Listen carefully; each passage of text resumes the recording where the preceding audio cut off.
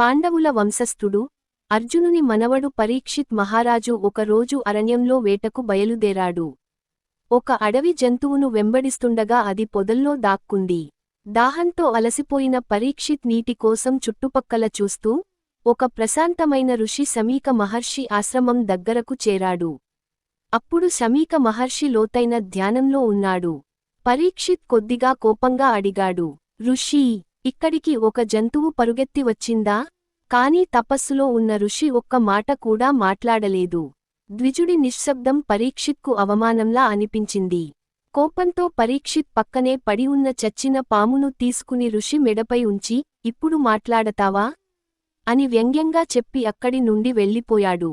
అప్పటికే బయట నుండి వచ్చి చేరిన ఋషి కుమారుడు శృంగి తన తండ్రి మెడకు చుట్టుకున్న చనిపోయిన పామును చూసి క్రోధంతో మండిపోయాడు.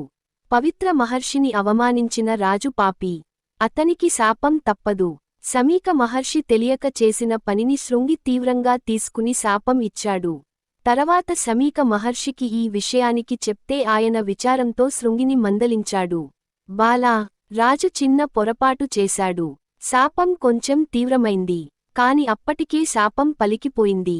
7వ రోజు రాజు ఎంతో జాగ్రత్తలు తీసుకున్నా నాగరాజు తక్షకుడు యోగి రూపంలో కోటలోకి ప్రవేశించి పండితుని వేషంలో రాజుకు సమీపించాడు.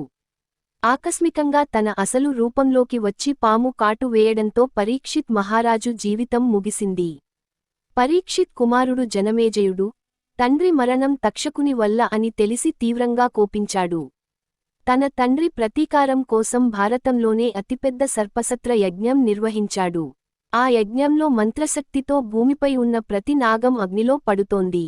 తక్షకుడును కూడా అగ్నికుండంలో పడేయడానికి యజ్ఞ శక్తి లాక్కుంటోంది. అప్పుడు సిద్ధులు, ఋషులు యజ్ఞం ఆపమని చెప్పారు.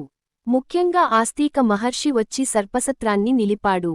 ఆయన జ్ఞానంతో, సమాధానంతో జనమేజయునికి శాంతి చేకూరింది. నాగులు నశించకుండా రక్షింపబడ్డారు.